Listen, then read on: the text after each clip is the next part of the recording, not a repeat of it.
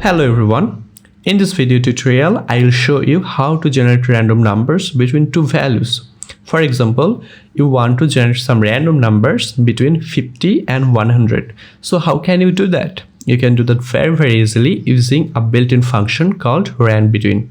To use that function, just click on a cell, then insert equal, then keep typing RANDBETWEEN. So as we type RANDB, Excel is already suggesting the RANDBETWEEN function.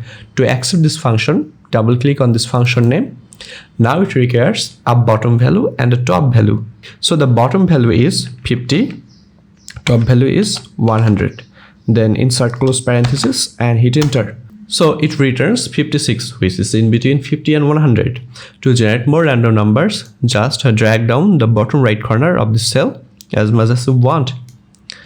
If you want to refresh this list and generate more random numbers, go to Formulas tab. Here under the calculation group, you will find Calculate Now. Click here and the list will keep changing. This is how you can generate random numbers between two values.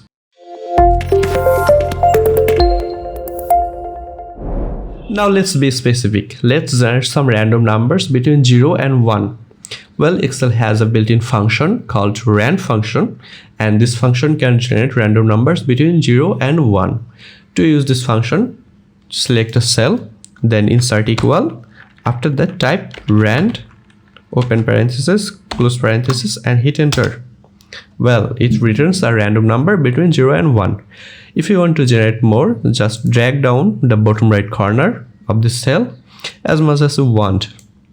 If you want to increase or decrease the decimal places after the decimal point, go to the Home tab. Here under Number group, you will find Increase Decimal and Decrease Decimal command. Select your data, then click on Increase Decimal. It will increase the decimal places. If you click here on Decrease Decimal command, it will decrease the decimal places after the decimal point. Now, if you want to refresh your list, go to the Formulas tab and click on Calculate Now. It will refresh your list, and this is how you can generate more random numbers between 0 and 1.